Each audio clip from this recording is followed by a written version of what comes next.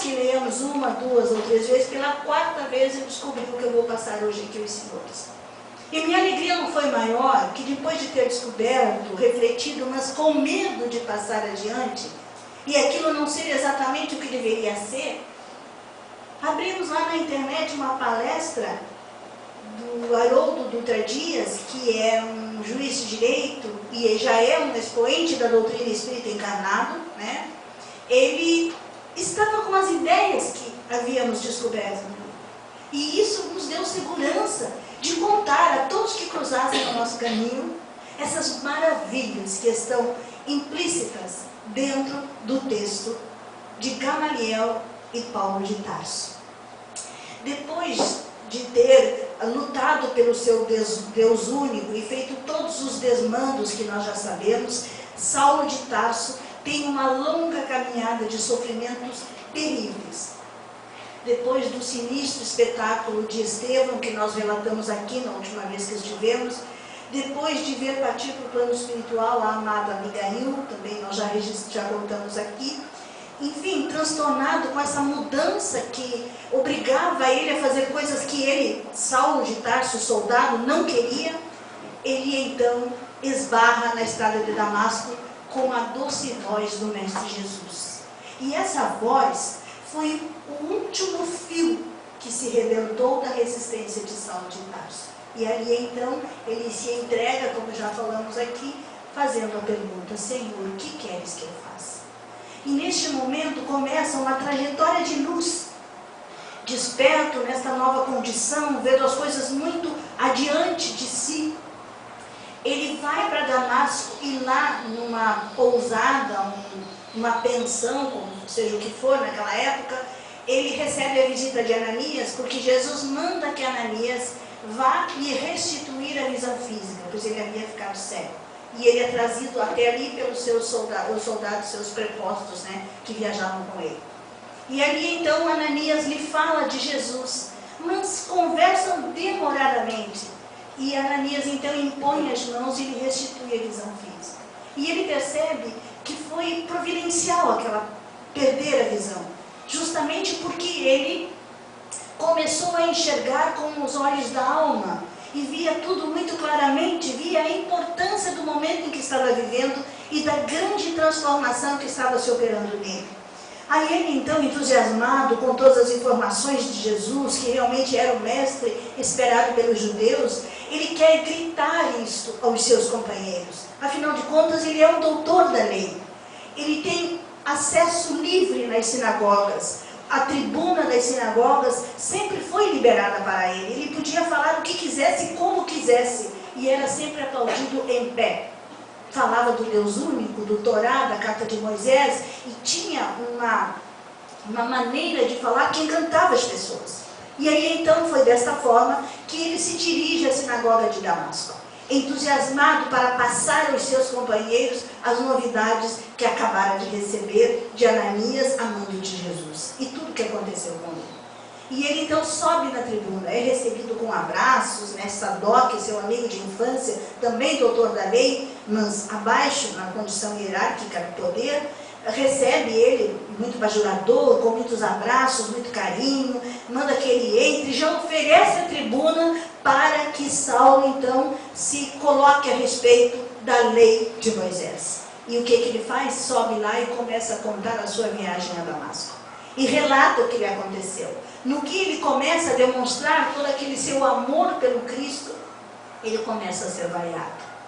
E começam a jogar tudo que tem nas mãos dele. E ele começa então a se sentir de uma forma assim, desesperadamente humilhado. E ele é um homem orgulhoso, um homem muito orgulhoso da sua força, do seu poder, da sua capacidade de falar. Então ele sofreu aquela primeira vez que ele foi vaiado daquela forma. Primeira vez que ele é escorraçado de um lugar, e foi isso que aconteceu com ele. Ele foi escorraçado pelos seus próprios companheiros, Sadoc e os outros da sua turma, seu amigo de infância, e o resto que estava com ele, expulsaram-no do templo, exigindo que nunca mais ele viesse ali fazer aquele tipo de coisa. E ele sai desesperado, sem saber que rumo tomar, quando uma luz lhe vem à cabeça. Procurar Gamaliel. Conversa com Ananias, E Ananias diz para ele que é uma boa opção, porque Gamaliel havia sido o mestre que tinha lhe passado as primeiras letras do Torá, da lei de Moisés.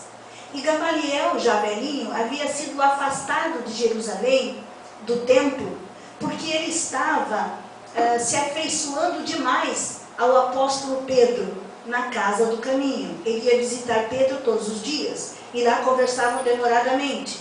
Já os superiores de Jerusalém não gostaram de ver aquilo e, alegando a sua idade avançada, pediram que ele se recolhesse para a sua família, porque dentro da lei ele não poderia fazer mais nada pelo Deus único. Esta foi o argumento que usaram para afastar Gamaliel. E Gamaliel, que já não se sentia à vontade dentro daquele meio, entre os fariseus e saduceus, ele não se sentia à vontade, porque ele já percebia por que é que o Cristo havia dito hipócritas.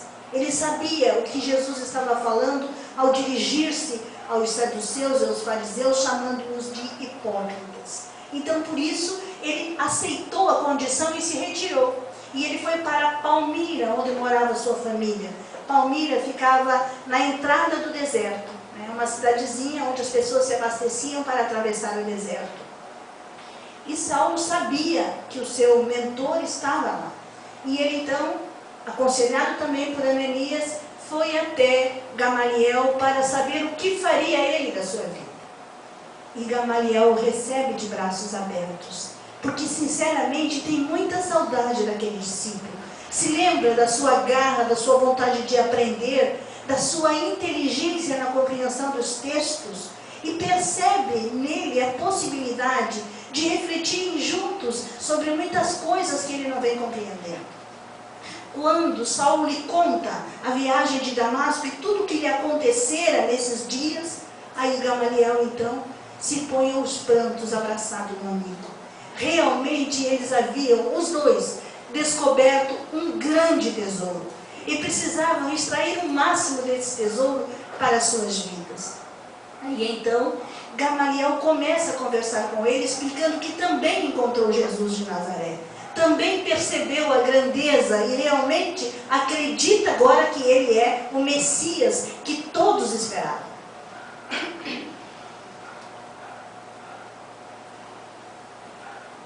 Aí começam a refletir a respeito do quanto a alma poderia aproveitar na terra se tivesse olhos de ver e ouvidos de ouvir. Aí Gamaliel lamenta, disse: pena que eu já não tenho mais idade, já estou com os meus dias contados na terra, mas tu, Saulo, tu tens muito a fazer. E aí neste momento ele passa a chamar Saulo de Paulo, porque ele diz que agora ele precisa mudar até de nome. Ele tem que deixar para trás todo o seu orgulho, toda a pompa que o mundo lhe oferecia. E aí nós percebemos um grande conselho para nós, um conselho fundamental nas nossas vidas. Uma vez que nós sentamos nessas cadeiras, diante da doutrina dos Espíritos, que nos desvela tudo, basta que queiramos refletir, tudo que nós precisamos saber aqui na Terra, a doutrina dos Espíritos nos traz. E é uma responsabilidade muito grande para nós darmos preferência ao mundo material a despeito do mundo espiritual. Nós precisamos fazer a nossa escolha no momento que nos sentamos aqui. Se ainda for o mundo material a nossa escolha, então não tem problema. Deus não vai se irritar conosco e nem nos castigar por isso. A nossa vida pode continuar material. Agora, se a nossa vida for espiritual, se o nosso mundo espiritual é mais importante para nós, se nós já estamos na condição de ver a vida além da vida, as diversas encarnações como um único espírito avançando na sua evolução, aí é diferente. Aí nós temos um séquito de anjos, uma legião nos cercando, nos auxiliando, nos amparando, nos dando ideias, refletindo conosco, alargando o nosso entendimento, promovendo os exercícios necessários para nosso melhoramento íntimo. Muitos de nós dizem assim: eu fui lá no Treino Espírita e me arrependi lá na Casa Espírita. Meu Deus, aconteceu quanta coisa atravessada depois disso. Quer dizer, perdeu uma grande oportunidade, porque o que é atravessado para o olho do mundo é linha reta para o olho de Deus. Porque porque é a maneira mais rápida de nós alcançarmos um estágio de compreensão mais elevado. Nós não vamos compreender as coisas do Espírito se não nos debruçarmos nas coisas do Espírito. Enquanto valorizarmos as coisas do mundo, nós vamos ficar estacionados. Não que a gente não viva as coisas do mundo, não. Mas dar mais valor a um do que a outro. Essa é a questão. Nós somos cidadãos do mundo. Precisamos desfrutar das alegrias do mundo. Precisamos trabalhar, precisamos ter o nosso lazer. Isso é normal. O que nós não podemos é dar mais valor a essas coisas do que as coisas do Espírito. Lembra, nós temos 3 horários de alimentação sérios no nosso dia. E quantos de oração? Nós alimentamos o corpo 3 vezes por dia com hora certa. Às vezes comemos ainda no intervalo, né? Mas quantas vezes nós fizemos a prece ao dia? 1 ou 2 vezes? Como prática. Às vezes a gente faz muito mais que o cinto aperta, né? Aí a gente faz mais. Mas quase sempre são essas vezes. Então é essa a relação que a gente faz. Quando Gamaliel fala a Saulo que ele precisa mudar de nome, é uma figuração, é um símbolo. E ele explica que é um símbolo.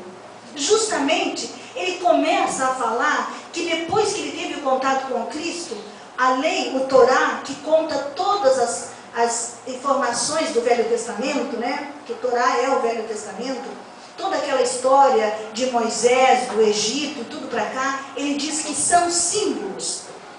Que os homens daquela época não contavam a verdade ao escrever.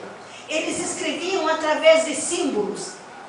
E esses símbolos representavam a grande verdade. Em nenhum momento se falava da coisa acontecendo concretamente no mundo, mas a coisa acontecendo no mundo íntimo da criatura, na casa mental da criatura, no processo transformador da criatura. Diz Gamaliel, pode até ter acontecido assim, mas aproveitava-se os acontecimentos para registrar um processo de transformação natural na criatura e necessária. Aí então ele começa a abrir a mente de Paulo agora, né, para esta nova condição. Ele diz que antigamente, no Velho Testamento, quando se falava do Egito, da casa de servidão, se falava de prisão. Que a palavra Egito, a tradução para nós, essa palavra quer dizer estreito, pequeno, apertado, limitado. Né? Então a gente entende que seria mais ou menos, agora estou procurando um quadro aqui, seria mais ou menos um espaço limitado como o nosso cérebro, entende? Nosso cérebro. Então, o Egito quer dizer que enquanto estamos presos no cérebro físico, nós vamos alcançar as coisas que o cérebro físico aqui é capaz de alcançar. Quer dizer, pouquíssimas coisas. Mas quando nós nos livrarmos, nos libertarmos deste espaço pequeno, estreito e limitado, quando nos dermos por conta que somos uma criatura criada à imagem e semelhança de Deus, quer dizer, espírito, com todas as potências possíveis, então nós podemos ver as coisas de forma diferente. Então a gente pega este pequeno cérebro limitado e faz com que ele expanda raios infinitos, não tem fim. Que o conhecimento é infinito. Nós não temos noção ainda de onde podemos ir. Aí então começa uma grandeza dentro de cada um de nós. Começamos então a espraiar em nossa volta o Deus divino que há dentro de todas as criaturas. A imagem e semelhança de Deus. Aí então ele fala que é um símbolo a casa de servidão, o Egito. Quando Moisés tira o povo do Egito, o que ele faz para tirar o povo do Egito? Fica diante de um mar imenso, de águas profundas, e que dá medo. As criaturas não têm, Moisés manda que se joguem, eles não têm coragem de se jogar. Moisés, quem já viu o filme pode se lembrar que ele diz, né, que se jogue, que tem confiança em Deus, e daí ele sobe bem no alto, né, que ele levanta as mãos, e a água se divide em 2 partes, e o povo tem medo de andar, e ele entusiasma o povo, ele faz um discurso para que a pessoa tenha coragem de se lançar naquele meio onde as águas foram separadas, e o povo vai, né, com vontade, com força. E aí Gamaliel fala que neste momento é que nós, já tendo consciência das infinitas situações que nós vivemos, quer dizer, muitas vidas que nós não sabemos aonde vamos, a gente sabe que até a perfectibilidade, né, até atingir uma condição de plenitude, mas não sabemos quantas existências nós temos. Então é como um grande mar imenso, com todas as possibilidades, todas as potências do Espírito. Como diz Jesus, vós sois deuses, podeis fazer tudo o que eu faço e muito mais ainda. Então nós podemos sim curar uma pessoa paralítica, uma pessoa cega, um leproso. Nós temos esse poder. Só que está guardadinho, é uma potência que está lá em uma gavetinha bem fechada. E este mar imenso é o medo de enfrentar essas coisas. O medo de enfrentar este ser gigante que existe dentro de nós. De águas profundas, com muitas coisas a serem examinadas, exploradas. Até que tantos discursos nos são feitos, os Espíritos vêm nos mostrando coisas maravilhosas, nos trazem esses livros, né, que a gente arrisca e se joga. E atravessa esse espaço e vem-se chegando do outro lado. Porque quando há força de vontade, quando há desejo intenso de fazer alguma coisa, e é para o bem, o Pai está ali. O Pai nunca desampara o seu filho, está ali. E toda aquela legião de anjos estão ali, nos amparando, nos dando coragem. Então nós atravessamos, que é um período difícil, é um período em que as pessoas que convivem conosco acham que nós estamos perdendo o juízo. Acham que estamos ficando fanáticos, que só pensamos naquilo. Como que nós não vamos só pensar naquilo, se aquilo é a libertação nossa, das coisas vulgares da vida, das coisas comuns da vida? Nós vamos agora começar uma nova jornada, como diz Gamaliel a Paulo. Nós vamos agora invadir um oceano de possibilidades. Aí do lado de lá, o que é que nós encontramos? Um grande deserto. Um grande deserto. E por lá se fica 40 anos. Olha, a forma como é colocada, diz que o povo liberto andou em círculos no deserto durante 40 anos. E que nesse período é que Moisés sobe ao monte e traz a lei. Só que Moisés, sabendo que o povo é endurecido, ele oferece as suas leis para poder dominar aquele povo. E aí é que acontece, então, o processo de busca da terra prometida. E é essa informação que mais nos encantou. O que é a terra prometida? Aí então compreendemos que quando nós atravessamos o mar de possibilidades, nós nos deparamos com uma criatura que não possui nem um grão de areia sequer desenvolvido das nossas potências dentro de nós mesmos. Nós somos um grande deserto neste momento. Nós precisamos conhecer o que há neste deserto. Nós precisamos observar, e por isso nós ficamos girando, né, dentro de nós mesmos, com medo de ir no fundo de nós, fazer a investigação, trazer as nossas iniquidades para fora, fazer emergir as coisas ruins que nós temos, para poder trabalhar. O que é que a gente faz enquanto anda no deserto? Sufoca. A gente sufoca o que é ruim. Porque a gente não se permite, e aí vem a lei de Moisés. Porque a lei de Deus é amorosa. Ela não se importa que o filho erre, porque é só errando que o filho acerta.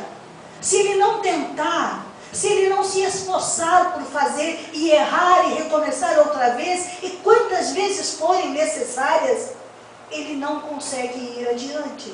Ele não acerta, porque ele não tenta, ele sufoca as tentativas. Porque é feio, porque é errado, e aí vem a lei de Italião, olho por olho, dente por dente. Que naquela época era necessário, porque o espírito é embrutecido. Então, no começo dos nossos raciocínios, até se compreende que a gente esconda este eu escuro que existe dentro de cada um de nós. A gente teme a sociedade, teme os parentes, teme as pessoas amigas. Ah, vão ver como é que eu sou? Não, eu não quero nem falar que eu sou desse jeito. Dizem os espíritos que toda vez que nós vemos uma atrocidade, e essa atrocidade mexe com o nosso íntimo profundamente, é que numa outra existência fomos protagonistas de uma situação semelhante, né? E esta culpa que nós carregamos por isso faz com que a gente sofra exageradamente por aquela coisa que nós estamos vendo naquele momento. Então são situações que nós estamos muito aquém ainda de compreender, mas que precisa dar o primeiro passo. E o primeiro passo é esquecer a lei mosaica. A lei mosaica, ela é uma lei para espíritos embrutecidos. E nós não somos mais embrutecidos. Nós já estamos dentro de uma casa espírita. Nós já conhecemos a lei divina, ou vamos dizer mais especificamente os 10 mandamentos, todos conhecem. E a lei que Jesus deixou registrado: amai-vos uns aos outros como eu vos amei, amai a Deus sobre todas as coisas e ao próximo como a mim mesmo. É o resumo, é a síntese que o Cristo deixou registrado. E isso nós conhecemos. Se nós conhecemos e já estamos procurando ver o nosso próximo como necessitado do nosso amor, e aí nós nos cobrimos de gentileza para poder fazer ao nosso próximo tudo o que for possível, se nós já estamos fazendo esse tipo de coisa, nós podemos avançar agora.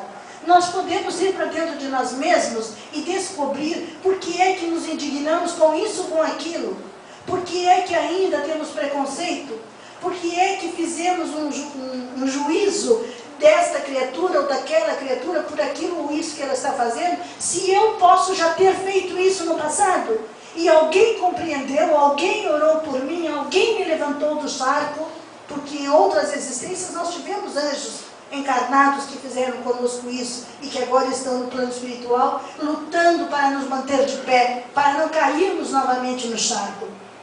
Então essa é a importância de compreender este processo que é simbólico no Velho Testamento, mas que Gamaliel, para Paulo, vem desfraldar, vem mostrar.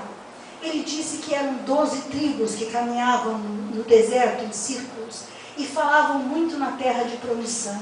Eles não conseguiam encontrar a terra de promissão, porque eles tinham medo de ir adiante do deserto, sair daquela situação em que eles estavam de pesquisa de si mesmo, né? Aí então, dois representantes das 12 tribos tiveram coragem de invadir a terra de promissão. Está lá no Velho Testamento, não bem nessas palavras, que eu não sei decorar, que a gente tem que entender e falar, né? Mas veja só que interessante, imagine que eles iam ficar girando no deserto, que tinham medo, e daí 2 vão lá e... Por que não foi Moisés, a gente pergunta, né? Porque não era a função de Moisés. Moisés era o orientador, era um símbolo, era o orientador, aquele que trouxe a lei para despertar o povo, né? Aí então esses 2 foram e ficaram por lá, só que para eles chegarem até lá, eles foram cada um ao seu tempo e sozinhos. Eles tiveram que fazer tudo sozinhos, porque eles estavam sozinhos. E eis aí também um símbolo importante para nós. Para a nossa transformação, nós não precisamos de ninguém, a não ser do nosso anjo de guarda em Deus. E claro, Deus através dos seus propósitos. Mas não de encarnados. Às vezes a gente escuta, e eu já fui uma que disse, de que forma eu vou ir adiante com as pessoas que convivem comigo, que não me entendem. Porque houve um tempo atrás, uns 15 anos atrás, que para mim fazer uma exposição doutrinária eu tinha que me fechar no meu quarto e pular na janela. Aí eu ia, fazia a exposição e voltava, entrava dentro do quarto e daí eu abria a porta. Porque ninguém sabia que eu não estava em casa. Porque eu não me era permitido. E eu achava um horror isso. E como é que eu pude fazer, né? Então a gente não precisa do outro, ou que o outro consinta, porque é algo interior. É uma mudança de comportamento. E esse comportamento vai nos dar uma ação que agrada a todo mundo. Quem não gosta de ser amado? E é a ação do amor que esse comportamento amoroso vai passar a dar a todos nós.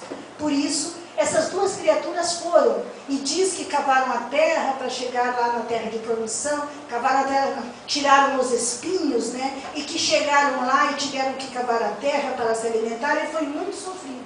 Só que chegou um momento em que eles se encantaram e retornaram. Eles não podiam ficar lá, eles precisavam contar àqueles que ficaram que nesta terra manavam leite e mel. E olha o que Gamaliel interpretou: o leite da sabedoria e o mel do amor de Deus. Quando você sai do deserto, sai das tuas reflexões e parte para a ação, parte para trabalhar para a tua transformação. Eu vou todos os dias orar pelo meu inimigo, eu vou começar a trabalhar o meu íntimo e buscar a razão pela qual eu fui ofendido dessa forma. Se eu não encontrar nessa existência, eu tenho que entender que em outra existência está o motivo, e que se Deus é soberanamente bom e justo, Ele não ia permitir que uma pessoa me magoasse, me deixasse ressentido, se isso não fosse produtivo para mim. Só que essas sementes, lembram da parábola da semente que agora foi? Elas estão lá, na terra, solta, seca. Elas não estão recebendo água para germinarem. Então agora eu descobri que quando eu sou ofendido, é um exercício para burilar o meu orgulho, assim como aconteceu com Saulo no Sinédrio de Damasco. Era necessário para que ele pisasse no orgulho. E olhe que Saulo teve, como Paulo, então, teve muitos e muitos exercícios extremamente doloridos, que quem for ler o livro vai ver, para pisar no seu orgulho e no seu egoísmo, para se transformar, para fazer a mudança dentro de si mesmo. Então, arar a terra, cortar espinhos, trabalhar esta área, é justamente isto. É buscar dentro de ti mesmo essas oportunidades de exercícios para pisar no orgulho e no egoísmo, para encarar as pessoas que convivem contigo como irmãos, irmãos verdadeiros, às vezes instrumentos de Deus para a melhoria do nosso espírito. Então eles têm que ser admirados e não odiados, eles têm que ser amados, porque eles estão ali como instrumento para que nós possamos descobrir este ouro dentro de nós mesmos. Por isso é que então eles voltam da terra da promissão falando do ouro e do mel. Aí então Gamaliel disse: sabe, Paulo, o que é a terra de promissão? E o Paulo disse: não sei, é a boa nova, é o evangelho de Jesus o Cristo. Esta é a terra de promissão. Experimenta pisar nesta terra, mas pisar com vontade, com toda a ação das tuas forças. No limite das tuas forças, faça o bem. E nós temos essa resposta no livro dos Espíritos. Faça o bem no limite das tuas forças.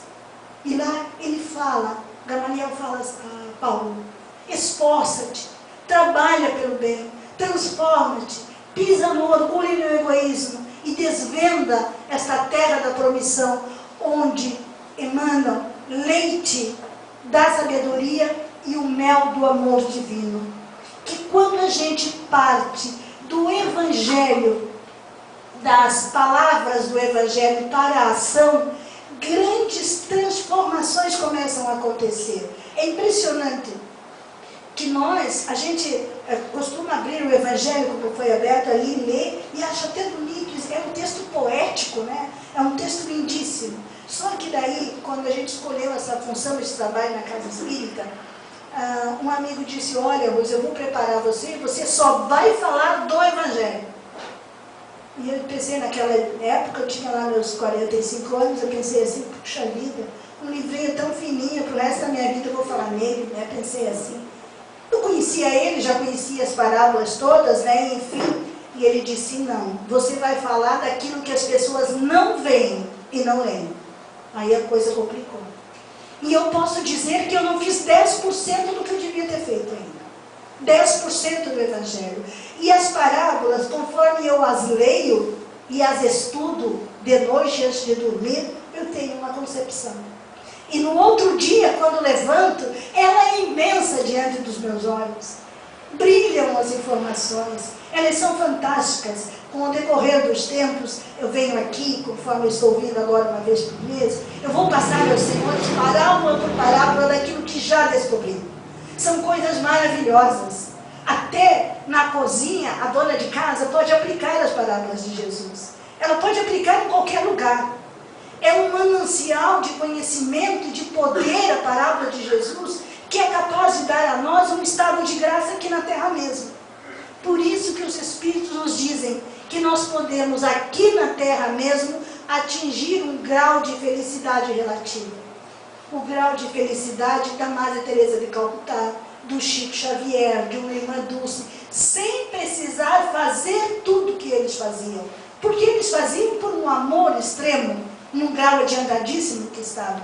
Mas a compreensão que eles tinham das dores e dos sofrimentos que eles passavam é que faziam deles um ser feliz. Porque o ser, para ser feliz, ele precisa saber que tudo que acontece com ele é para o seu bem. E extrair deste acontecimento o leite e o mel. O leite e mel possível através da peneira do Evangelho. Quando a criatura começar a fazer esta peneira, balançar nas suas mãos, ela vai descobrir o ouro puro que fica em cima. E é este ouro puro que faz o ser feliz, que muda a nossa existência, que a gente começa a ver naquela criatura que acaba de te cuspir na terra, no rosto, com palavras terríveis, um irmãozinho extremamente necessitado, gritando pelo amor de Deus, me abrace, me tire deste lodo em que eu me encontro. Então nós começamos a querer mentalmente abraçá-lo. E vocês não fazem ideia, nos poucos exercícios que já consegui fazer, o que isso é capaz de fazer no outro. Desequilibra, desestrutura, e ele se vê diante do mar anunciado, mostrado por Moisés. É uma transformação quase imediata do outro, querendo fazer aquilo que nós já fizemos, buscando compreender esse estado no qual nós nos encontramos. E foi isso que transformou Saulo. Porque Saulo, quando ele percebeu nos olhos do Estevão, quando estava semi-morto nos braços de Abigail, ele percebeu o perdão daquelas duas criaturas para ele, o algoz terrível. Houve essa transformação imediata. E quando ele viu Jesus, foi apenas um fio tênue de resistência que ainda existia. Então, se nós temos essas informações, se nós já sabemos que nós estamos agora no deserto, porque nós já estamos no deserto, nós estamos fazendo a nossa reflexão, porque senão não estaríamos aqui, e essas são as informações que Moisés trouxe, que são os Espíritos que nos trazem, eu sou uma porta-voz. Então, nós podemos lembrar que Gamaliel disse a Paulo, eu não posso mais sorver este mel e este leite, porque só numa próxima existência eu poderei fazer, eu já estou no final dos meus dias. Mas tu não, tu podes ir adiante agora, tu podes trabalhar a terra. E esta é a mensagem que nós dissemos, que é necessário agora lembrar da situação em que viveram o mártir e a mártir do cristianismo, Estevão e Abigail, que se entregaram, deram suas vidas para que este gigante, Paulo, se levantasse para servir Jesus. Nós podemos fazer muito. Belíssima a introdução de hoje do Evangelho e muito propícia para o nosso tema. Semear, aquele que saiu a semear. Tu pode fazer duas escolhas. Tu pode ser aquele que sai a semear, ou você pode ser o regador, que eu me considero um regador, que se abastece de água e sai molhar as sementinhas dos corações dos senhores, para que elas germinem, né? E esse esforço que a gente faz, a gente não pode achar que molhar uma vez uma sementinha já vai ter a glória de vê-la desabrochar, né? Não, germinar, não. É necessário que todos os dias, no mínimo 2 vezes por dia, a gente regue esta sementinha. E ao levantar e ao me deitar, eu visualizo esses rostos que estão diante de mim e molho as sementinhas em nome de Jesus, buscando sempre fortalecer na cabeça de cada um dos senhores esta ideia fantástica da terra de promissão, desta terra prometida que é o Evangelho de Jesus. E se estiver muito difícil, quase impossível às vezes de perdoar um inimigo ou de enfrentar uma desgraça na sua vida, é simples. Toque Jesus. Assim como a mulher, aquela que sofria de hemorragia há 12 anos, ela tinha uma fé tão forte e ela tocou os vestes de Jesus. E então Jesus disse, vi sair de mim virtudes ou poder. Alguns textos dizem virtude e outros poder. Quem foi? Já imaginou? Se nós, com as nossas ações, com as nossas atitudes de amor, nós conseguimos tocar as vestes de Jesus, e ele se virá perguntando quem foi, e der de cara conosco, qual será a alegria que vai estar em nós, dentro do nosso coração? Aí a gente olha para ele e pergunta: Senhor, o que queres que eu faça? Que Jesus nos abençoe.